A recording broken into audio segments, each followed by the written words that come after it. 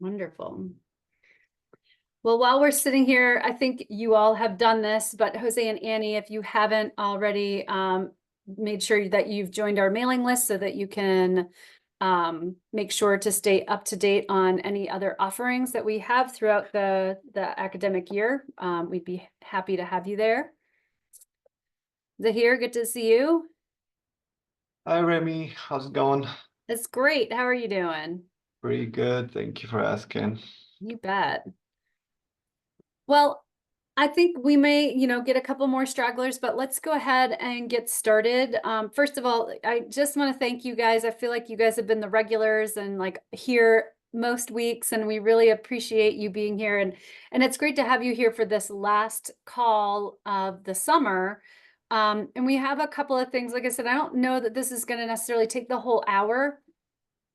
But I really wanted to take this last session to just really get some more feedback from you all and talk to you about other ways that you can continue to stay engaged with Repairing Schools over the school year. So today, like I said, we're going to be talking about more of the Repairing Schools programs. I know you heard about us at the very beginning of the summer, but as a reminder, we have lots of things going on. First would be our conference experiences. We also offer student symposia and research opportunities. And then we have this new initiative towards putting more career stories on our website and engaging with NREL on their first WindWorks forum. So lots of interesting things going on that I wanted to tell you about, but also get some more of your feedback on how the summer went and how the webinar series was for you guys, how we can make it better. And then the last thing that we want to talk about is we've had such success, we feel, on the student side and the industry side. I think everybody is excited to continue these types of conversations, and we would like to continue this as the student network throughout the academic year, not on a weekly basis, but on a monthly basis, in hopes that folks will get to continue to engage with each other and also continue learning about career options and opportunities as they come up. So first of all, I wanted to talk to you about the RE Plus conference. How have you guys heard of RE Plus? Have you guys ever been? I think I've applied to it. There was a link that was shared with us, so I recently applied, and I also wanted to ask when we're going to hear back on that. Yes, you will hear back any day. For those of you who have applied, it is at this point a little bit more like first come, first serve. So Zahir, if you have applied, you will probably be hearing from us very soon. And that way you can start planning your travel. And Jose and Annie, if you haven't thought about attending, I know it's a hard time of the year. It's the September 9th through the 12th. So it's during the school year.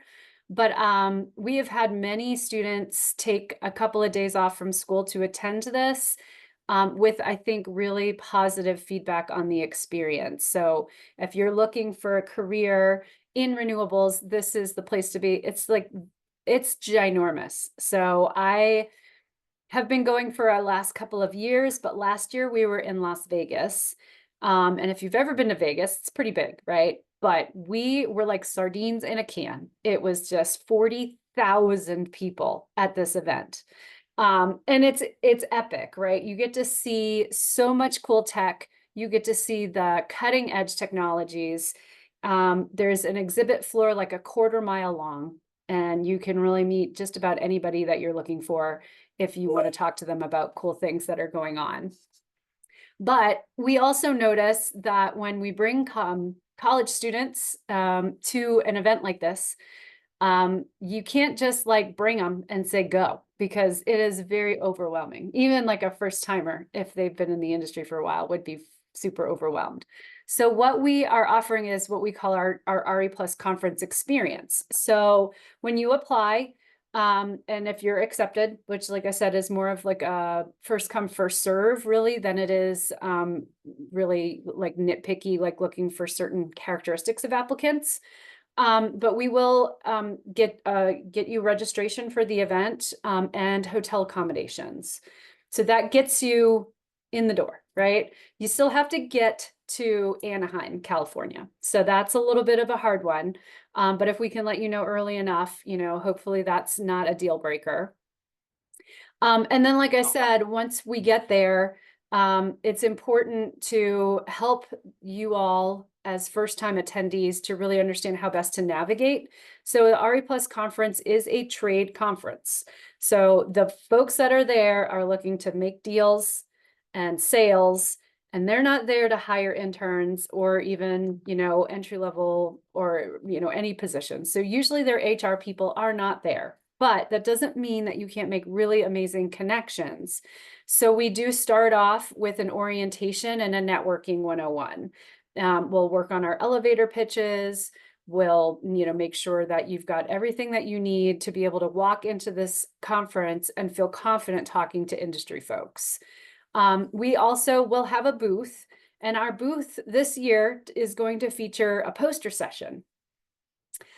So not part of the RE Plus poster session, but we are going to have our own poster session, highlighting amazing students that we are already supporting in other ways. So if you are doing some really cool, relevant research in the renewable energy space, we'll also have an opportunity for you to be able to send us that. We'll print them and put them up in our booth. So you don't have to pay to print it. You just have to design the poster.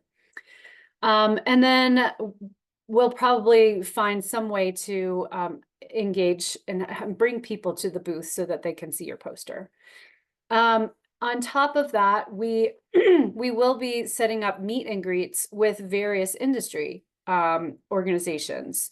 So this is more of like a, I don't want to say behind closed doors, but we try to find a quiet space. A lot of these companies will have their own conference room.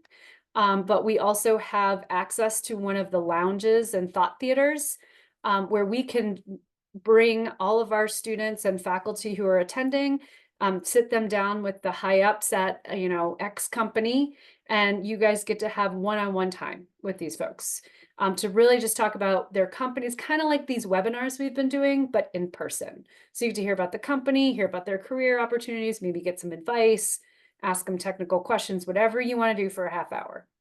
So that's a really great experience. And then the folks at Rise and Grid Alternatives always sponsor a career fair at the RE Plus conference. So we will bring you to the career fair, so you'll have access to that experience as well. And the last, but totally not least, like I said, that show floor is like a 1/4 mile long. And this year it's supposed to be even bigger. It's literally spread over 5 different buildings in the Anaheim kind of complex. So we really want to provide you with an industry mentor who you'll meet at the booth, at the Repairing Schools booth at a designated time, and you get an hour where they're going to walk through the show floor with you. So the benefit of this is, number one, if you need a buffer or somebody to help introduce you to, like, hey, I really want to talk to that company, but I'm not super comfortable just like approaching a random person, they can help kind of introduce you. On top of that, these people know everybody. So the likelihood that they're just going to run into some really important person that they know and just introduce you to like random people that you wouldn't meet otherwise. So there's a lot of benefits of having that mentor with you on the show floor, even for just an hour. So I think with all of those things, navigating the conference becomes a little bit less crazy and overwhelming. So I'll stop there. Do you guys have any questions about RE Plus? And I don't know, and your opportunity to go and experience that? Yeah, so thank you for the information, Remy. I'm already opening the application form that's here kindly sent. I just want to clarify the incentives that you offer Mhm. for us to participate. I heard there's accommodations like hotel reservations. Correct. Yes. And what other incentives could you tell us about, like lunches or dinners, stuff like that? Yeah, so it depends, it comes down to funding on some of those things. But yes, right now, if you sign up, we can definitely guarantee a hotel for the week. And free registration, we'll cover your registration to the event. And then with that, the registration to the event does provide food throughout the week. I'm not quite sure exactly. It varies every year. Sometimes there's like lunches and you just like grab food. Sometimes they don't provide lunch. There's always networking. So there's, you know, heavy appetizers and drinks available in the evenings, and that's to any registered attendee. So there is some food covered. I believe the hotel that we have you staying at has a free breakfast. So majority of your food should be taken care of. If we are lucky enough to have the funds, what we did last year was everybody got a $150 Visa card to help with any Uber costs, or like if you needed to grab lunch on the go or something like that. I'm not going to guarantee that that's going to happen this year, but if we do have the money, we will do it as much as we can. Okay, thank you. Yeah, those are great questions. Thanks for asking, Jose. But you do have to get yourself there. That's the other thing. We don't cover travel. We will cover parking. Like if you're going to drive to Anaheim, you know, the hotel will incorporate your parking into the fee, and we'll just cover that. So don't worry about that, but we wouldn't be able to like reimburse mileage or airfare. It's a great idea. I love it. But hopefully your school would have some supplementary funds to help a student who is excited to go Yeah. to an industry conference to get I'm there. gonna look for it also. I'm Can gonna you apply record it? and Or, What test school it. are you at, Jose? I'm in Rice Business, so Rice University, Okay, and Rice is where? That's on the East Houston, Coast? Oh, it's in the energy Houston. capital. Yeah, it is. Wow. Well, yeah, that's a bit of a haul to get over to Anaheim, but it's totally worth it. Yeah, Awesome. yeah, and I was wondering about the dates. So you mentioned the conference goes for 4 days, right? Monday through Thursday. Correct. Yeah, they Yeah. should have a schedule at a glance on their website right Okay. now, but Right. normally it starts on Monday. They usually have like pre-conference sessions, Mhm. and in the afternoon, that would be when we would have our orientation. So if you're planning travel, you can totally come in on Monday. Oh, okay. That's what I was It wondering. doesn't Yeah. start at like 8 o'clock on Monday, so you're definitely Yeah, are fine. And then there's usually some sort of like block party or like kickoff event Mm, that evening. And as a yeah. ticketed attendee, you should be able to attend that. That's a great Okay. networking event to try those networking 101 skills. Right. Tuesday and Wednesday are full conference programs, lots of talks going on. Make sure you spend some time on the exhibit floor. And then Thursday is like a half day. So usually we don't bother with any meet and greets or programming on Thursday because a And lot then of only people will analyze leave the early remaining and holes travel until home then. on Thursday. Okay. Thank you. Mhm. Yeah. Great questions. Awesome. Well, I hope everybody takes advantage of that, or share with your friends, because I think we have room for, I think, a dozen students right now, and I believe we have like 3 applicants. So there's lots of space available. So if you've got friends and you want to like, you know, travel together, send them this way. It'll be great. And like I said, keep in mind the poster idea. We haven't really promoted that yet. And we're probably going to go out to most of the faculty and students that are participating in our sponsored research and funded projects. But if you all have some relevant research that you'd like to suggest a poster for, we'd be happy to consider that as well. So before I move on, I mean, I know we did a little bit of networking 101 at the beginning of the summer, and that we also had a career center from a local university come in and talk to you about kind of getting ready for your career. How did this experience this summer, either in your internship or in the webinar, build up your experience and confidence in networking? Have we had success in building that this summer? And you can be honest with me. It doesn't have to be positive feedback, guys. Well, I would say so this intern more of our focus has been on, the projects we are involved with at our internships. But these sessions with we've had weekly, they've definitely helped shed some light on about any network opportunities and how we're able to take advantage of those, of course. But in terms of what the sessions covered, I believe a little more of technical people talking in the sessions would have made it more interesting. Mhm. So I would say majority of sessions were by the HR from different companies, right? Yes. So that was, I mean, that was helpful in kind of finding out what roles they can offer us or what kind of people they're looking for. But yeah, I mean, basically, I guess what I would think is, sorry, there's some noise here. That's Oh, yeah. Yeah, so just like more, maybe more getting into the technical things that companies do. Other than that, the networking part, there's been a lot of information which has been helpful. That's great. Well, thank you Mhm. for that feedback. Jose or Annie, did either of you have any other feedback on, your internship or this network and how it helped you with networking? I think I'd just like to echo kind of what Zahir said.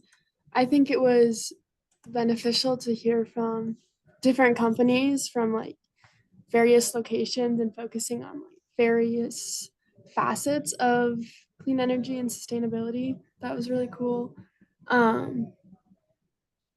Yeah, I do think bringing in maybe more diversity too with those Mhm. companies. I know there's like a couple solar companies and stuff like that.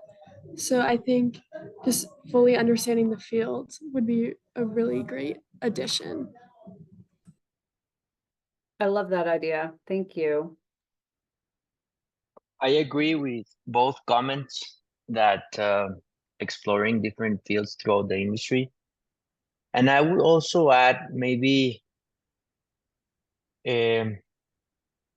help the interns visualize the professional trajectory and maybe invite different professionals within the renewable energy industry to try to incorporate like a plan for each profile. If you're a data analyst engineer, or if you're an electrical engineer, a lawyer, whatever, but try to structure the different pathways within the industry you can take, Mhm. and bringing different profiles could be a good learning experience. That's a great suggestion, Jose. I really like that. And I'm hoping maybe we can get there in a couple of different ways, but I love that. So with that, I'm gonna transition over to telling you about a couple of other opportunities that we have coming up. So that RE Plus experience is definitely kind of first and foremost. It's the most, it's the more upcoming of the things that we've got going on. But know that we also are working to develop some opportunities for students to share their research and various student symposia. And we are supporting some research opportunities.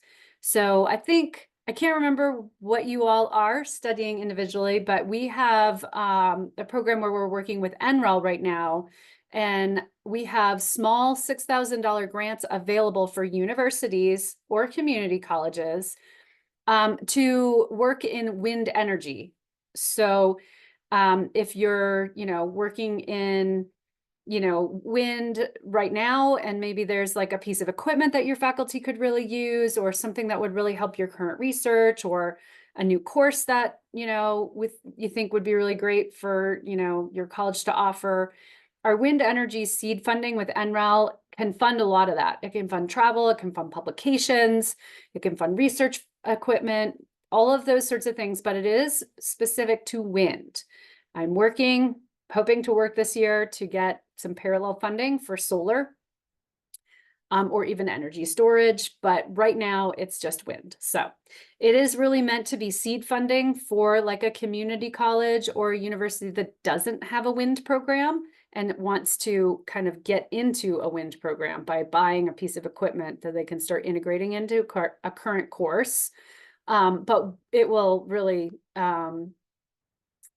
we'll really look at any kind of proposal, and a lot of the proposals, you know, they're varied, and it doesn't have to be specifically like equipment purchases, but there's more information on our website about that. And it's definitely not necessarily something that you would go after, although we have had some grad students actually apply on behalf of their own research projects for grant funds. It is usually a faculty member at the university, because we do ask how it's being integrated into the curriculum and the academic program and things like that. So feel free to pass that on to faculty that you're working with at your university that you feel might benefit from that. And if you go to the website, there's also a list of past awardees, so you can see the kinds of projects that are funding. We've funded like the purchase of computer software, we've funded wind tunnel purchases, we've funded turbine maintenance at the school, we've funded research publications, we've funded travels to conferences, things like that. So don't forget that we have that available. Questions? Yes. Sorry if I let you finish first. No, go for it. Okay, so for the wind energy seed funding, so for instance, if I wanted to work on a research project for myself at my school, I have to actually and get credits for it, right? So I have to pay to be able to do that. And so if what my project involved wind energy, but doesn't necessarily require any equipment, more of just supporting that whole endeavor, the research project, which could be like research in other ways, basically not hardware related, but actually related to wind. So would that qualify for this funding, or even I can even bring a faculty on board, of course, for that. Yeah. I think that would be fine. I mean, we have funded, research projects at universities where they're not purchasing anything. They're literally like paying a TA or whatever. It's literally it's a $6,000 grant. Like we just it's a one time, there's no reporting. And it goes to the school, and it goes to the school. Yep. Oh. So it would either go through your sponsored programs. A lot of folks have us send it to their foundation, because it's like a gift, and there's not any strings attached, because we're not asking you to like fill out a bunch of reports or meet deliverables. So there's a couple of ways it comes in, but it's definitely to the entity and not to the person. So it's not like we could write Zahir a check, but we could write their university a check. Does that make sense? Okay. Yeah, that makes sense. Yeah, I'll look at the detail a bit more and figure out how I can approach this. Yeah, and feel free to email me if you have more questions. We'd be happy of course. to look into that a bit more. And then coming out of the seed funding, as well as our current sponsored research projects, we offer these opportunities to share your research at our student symposia. And for the past couple of years, we'd offered a student symposium at the Distributed Wind Energy Association conference. And this takes place in Washington, D.C. in February. And it is a distributed wind conference. So a lot of our research that has happened in the past has been on small wind turbines or small hybrid system design. And that's why we've held it there. It's not limited to that, but just know that that's the industry that would be there, that would give you feedback on your research.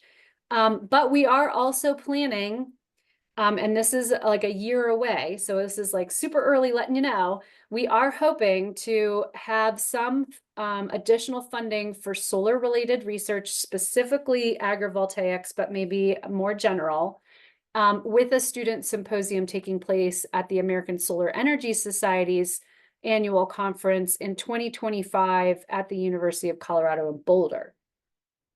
So that's a very new development, but at all of these, a student symposium usually has a student poster session with industry. So figure like a cocktail hour where students have posters and everybody's kind of, wandering around and engaging informally. We also program for at least a day for industry to come and present to our students. If there's a technical component to the research, like has been for some of the small research projects that we've sponsored, we will have a technical review panel there. So you can sit down with some technical folks and kind of go over your hybrid system design, or something like that. There are student presentations to each other. So you get to do an oral presentation and share your research with everybody else who's there. And then on the last day of the conference, we usually put together some sort of field trip or what we call an industry experience. In the past, at the Distributed Wind Conference, we've taken folks to the Soul Systems headquarters in DC, and they get to sit down and tell the industry folks what they've been working on and hear about Soul Systems and their, company and talk about, whatever they want to talk about. And so anyway, so that's kind of the full package. It looks a little different every year, but those are coming up. So the idea is that we really want to create this kind of package of experiences for college students, like engage in some sponsored research, have an opportunity to share out at a student symposium, but also have opportunities to network with industry either at a symposium or also at like an RE Plus or a Clean Power experience. So those things are coming up, but they're not, we don't have any action items for you quite yet. So just keep those in the back of your mind. Do you guys have any questions on that? Awesome. Okay. The last thing that I want to tell you about, and then I would love to like sit and talk a little bit more about our time this summer and how we can grow from it. But I wanted to let you know that we have this College and Career Stories program that we've been highlighting. I think Olivia mentions it probably on every call, that this is a student-led committee. The idea being we have a group of students that would meet not really all that frequency, more like ad hoc, to come up with a list of industry folks or types of industry folks that they'd like to interview. And then we would facilitate those, like schedule those interviews, and then the students get to be the moderators of that interview. So the students get to ask the questions, they develop the questions, and then they get to interview these industry folks. And through that, we create videos that maybe are getting more to what Jose was talking about these career trajectories. We get examples of folks and like how they, got inspired or where they went to school and how did they end up as the CEO of this energy company. And I think it's important to hear these stories because we like to talk about this as a workforce pipeline, but honestly, it is a meandering pathway. I feel like I ask people all the time how they got to where they got to, and none of them are like, I took AP physics in high school, then I went to, and I got my MIT degree, and then I went straight into this company. Like, it doesn't happen that way. It is a meandering path for 90% of people. And so sharing those stories, I think, is important. And having you all as the students be able to guide that conversation, I think, is important as well. But in the development of this career committee that's run by students, we heard from the students that they also want to tell their story. Because I think it is also important for high school students or even community college students to hear what inspires you all to get into the programs that you're at and why you chose the school that you're at or the program that you're in or the job that you're aspiring to. Because I think you guys have interesting stories to tell as well. So that's why it's called College and Career Stories, because I think we want to get both stories. And this is our first, it's not even listed, honestly, this link is just for you guys, but we have a draft of our first interview. And right now it's just a 50-second to be used on like TikTok. That's just the student answering one question about what inspired him to attend the program that he's attending at Penn State. But imagine there's 7 of these for each person that we interview, because they answer 7 standard questions. So every college student is asked the same 7 questions. Every interview with our industry representative gets the same 7 questions, and then they're all on our website and long format, but then you can find them on TikTok and YouTube in short format. So this is something, again, that's ongoing. If you have passion and time in your life over the fall and would like to, it's a commitment of interviewing one industry person, like a half hour of your life. And then we have folks that'll do all the editing and things like that. So if you have an interest in being part of this, you can let me know. We've shared the QR code many a times, but it's also on our website. Let me know, because we'd love to do more of these. We now have 1 college story and 2 career stories that are in the editing process. And I would love to see, like you all mentioned, more diversity in the kinds of folks that we're talking to, not just gender diversity or race diversity, but really positions. Like we want a meteorologist or like a lawyer or a finance person. You know, it's not all engineers. That I am so not an engineer, and I value the supply chain that supports this industry and how it is 90% not engineers. So we want to make sure that's represented in these career stories as well.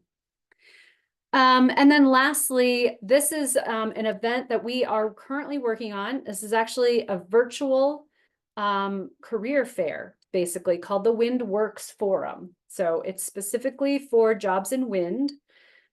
But it is going to take place at the end of September. So I highly recommend it's not very expensive to attend if you're looking for a career in wind energy. If you've got friends or if the company that you're interning with you think would be good to have a booth, there's going to be virtual booths there. And the idea is that we'll have, it's basically a career fair. Industry folks are going to be talking about their needs, and career seekers will be attending to find a good career fit. And there'll be speed networking opportunities and lots of networking engagement in order to kind of matchmake and get more jobs filled in this industry. So I wanted to let you know that this was a thing. Please feel free to browse the event website. And then if you have any questions about costs or ways to participate or anything like that, just let me know. I want to say it's like, Bill, you've been involved in this a lot more than I have. It's like maybe $50 for a career seeker. I think it's really well priced. I believe so, yes. Yes. So yeah, so I'm going to stop there, like officially stop, because that's everything I wanted to share with you about upcoming programs, and then answer any questions and we'll get some more feedback.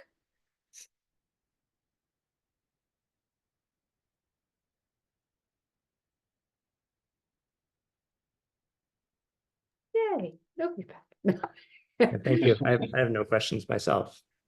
That's fine. I'm glad to, to share all these opportunities. Our website will have all of this information on it as well. That's why there's no like action items in this slideshow. But yeah, so I think, I would love to get more feedback, and just know that there is going to be an email sent to each of you with like a survey that will ask you for more detailed information about like, what did you enjoy? What was missing? What did you get out of it? And all this information that you've given me is wonderful. So please don't hold back. Give us all the feedback that you would like to give us. Thick skins, we can handle it. But I'm hoping that this was worth your time this summer. I hope that this network will grow. I would love to continue to talk with you about how we do this in the best way, because I feel like it was successful, and so successful that we would like to continue the network. And we understand that, weekly calls are ridiculous over the school year. That's not going to happen. So we're planning a monthly call. And again, the idea is not that you have to make every call, but come in when you can.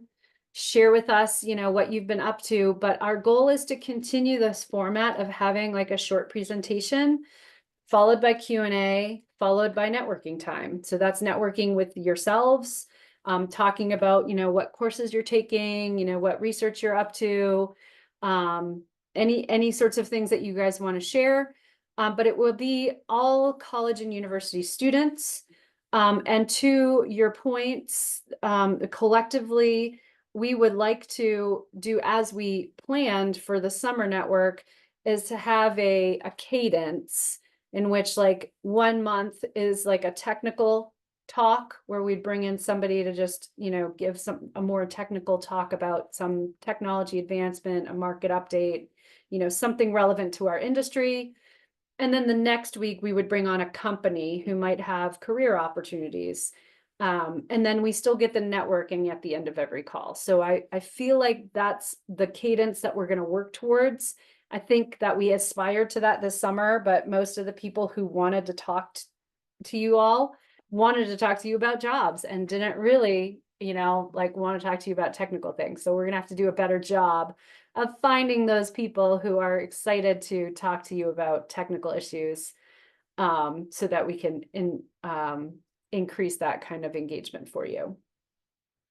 But what do you guys think of this? Do you think it's something that you would even bother trying to make? I mean, I know it really depends on everybody's class schedule and it's going to be hard, but they'll be recorded and put on our YouTube channel. No, I think it'll be great to definitely continue this. Otherwise, it would be kind of lost in the past, I would say, this whole summer. What we basically, we also built a network right here, right? So we don't want to lose this network. Yeah, and well, and the Yeah. great thing is that there's lots of other student networks that we can engage Mhm. during this academic year. There's all the collegiate competitions that we can, you know, share this opportunity with. And then there's the Women of Renewable Industries and Sustainable Energy. They have a fellows program that's an annual experience for them, and they've expressed interest in getting their students to connect on these calls. So I think as the academic year comes in, assuming that these calls fall at a good time for folks, I feel like we should see increased participation as well. Yeah, I don't think I have classes during those hours, so should be good. Awesome. Jose and Annie, do you guys have any thoughts? I mean, I just really picked this first Wednesday of the month at 2 o'clock Eastern out of the air. So you guys are here. So if you have classes and you want me to move it, you know, you gotta let me know.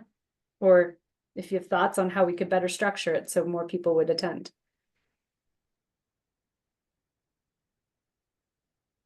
Yeah, I like the Yes, once a month idea.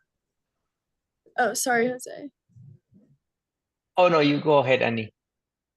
Yeah, I was just gonna say, I think the once a month is a reasonable commitment for the school year.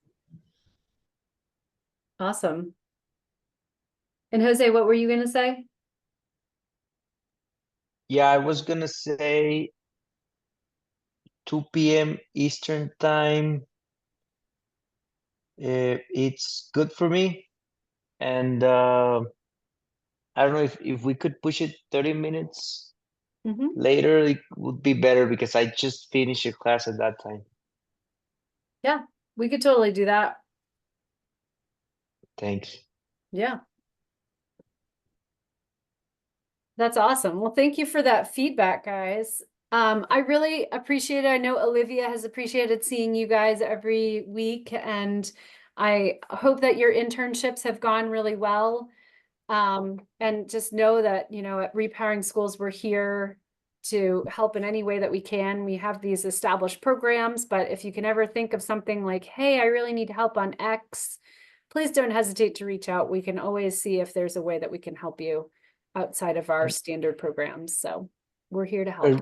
Remy, I wanted to mention something really quick. As I was reviewing the application form, Mhm. there's a discrepancy between September 11 and September 12. So just for you to know that in the application form, there's those two different dates. Okay, thank you for that. We'll double check that. Thank you.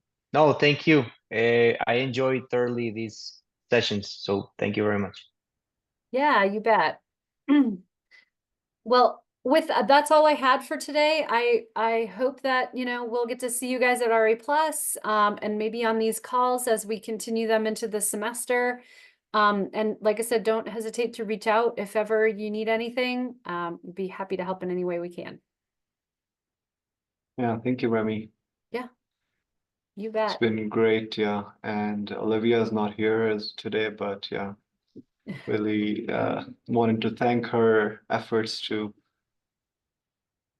I'm sure she'll appreciate that. She's on a vacation, so she's well deserved after a long summer of helping repairing schools out. So Mhm. awesome. Well, thank you guys. Olivia and I will both be at RE Plus, so we'll look forward to seeing y'all in person if you're applying. Awesome. Yeah, see you there. Sounds good. Have a good rest of your summer, and we'll hopefully see you soon. Thank you. Bye. Bye. Bye all. Thanks, Bill.